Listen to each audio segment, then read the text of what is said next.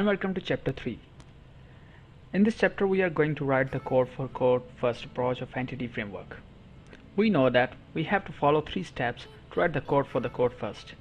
The number 1, we need to add the project. The project can be your ASP.NET Web Form application or MVC framework project.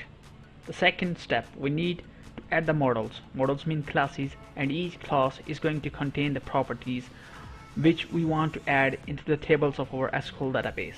The number 3, we need to inherit our classes with the DB context. So here the first step I have done, I have ASP.NET Web Form application with the name of the school student. So now I need to work on the second step, which I need to add the models, means the classes. So I'm going to add the models, means a class. So let me add a first class, which I'm going to name it students.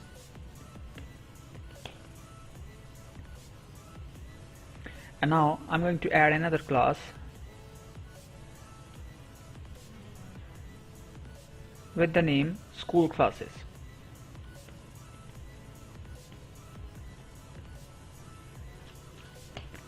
So because we know that students can enroll into classes, so the first class, which is name is the student, I'm going to add some properties into it.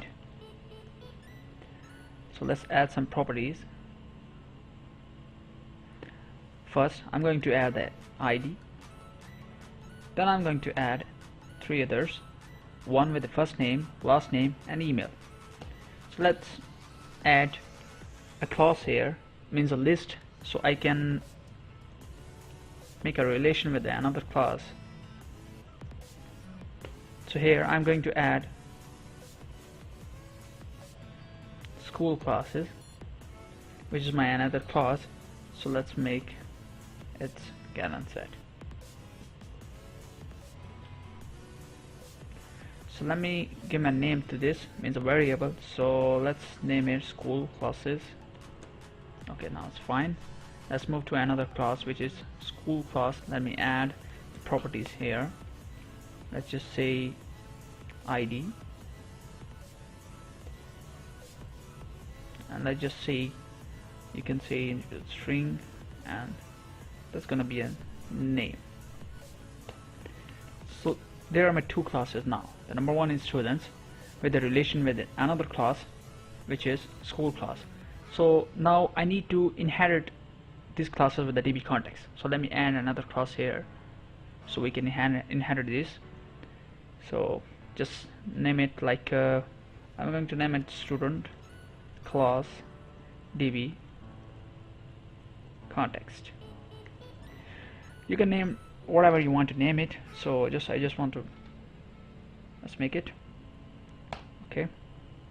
Here we go. So here I'm going to inherit this class with the DB context.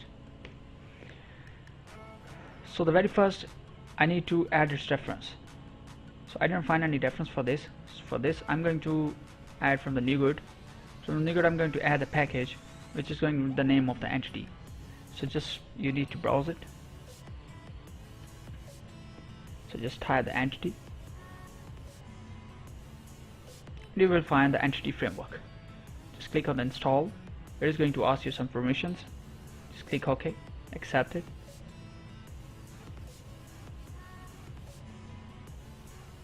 And let the console add it. And it's done. Our entity framework references the entity references. So click on it, and here you can see we have the entity framework reference. So this is how you can add the reference for the DB context. Now we add to its library. So by just click on it using data entity, and here you go. You can add the DB context references from the NuGet packages. So what we need to do next, we need to add the DB sets for each class, which we have 2 classes right now with the students and the school class. So we need to add the DB context for each class. So let's make it public. I'm going to call the DB set. Here I'm going to add the name of my class. The first one is students. So just name the variable. So I'm going the same name in students. So just make it cat and make it set. Next thing, same, you need to add the DB set for the school class. You can name it school classes. Just make it set. So that's all. We added the DB context and inherited with our class, and also we add the DB sets for each class. So next thing, we need to add the connection string. So let's go into the web config. Here behind the configuration, I'm going to add the connection string. So just like the syntax of the ASP.NET Web Forms, so I'm just click on the connection string tag, just close the tag. In this I'm going to add the connection string with the name. You can name whatever you want to name, but by mostly by default it is a name with the DB context class. So just I'm going to name it with the same class. So let's say student class DB context. So this is the name of my class basically. So by default I'm going to use this for my connection string. After this tag I'm going to add the connection string. Here I need to give the server. So just name it the server. You can name the server by the dot and the forward slash, means it is going to automatically select the default server name of your SQL server. So but I'm going to add the name directly of my SQL server. So next thing, I'm going to anti-degrade security. So you can make the security is equal to 2. And after that, I'm going to name the database. So just let's say we can name it student xt. And here I'm going to add the provided name, which is going to be system dot data dot SQL client. That's all. So this is my connection string. The basic purpose is we have the models, means classes. Now we inherit the models with the DB context. Next we add the connection string.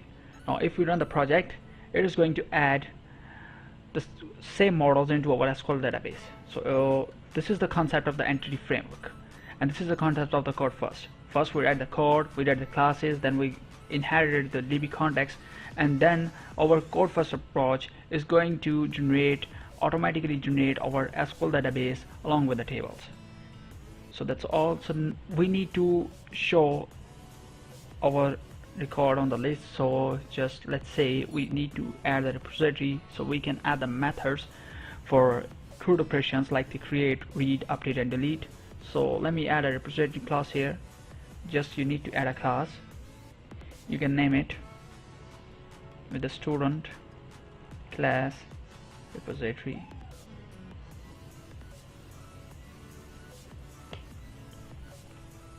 After adding it, I'm going to create a list of my student class DB context,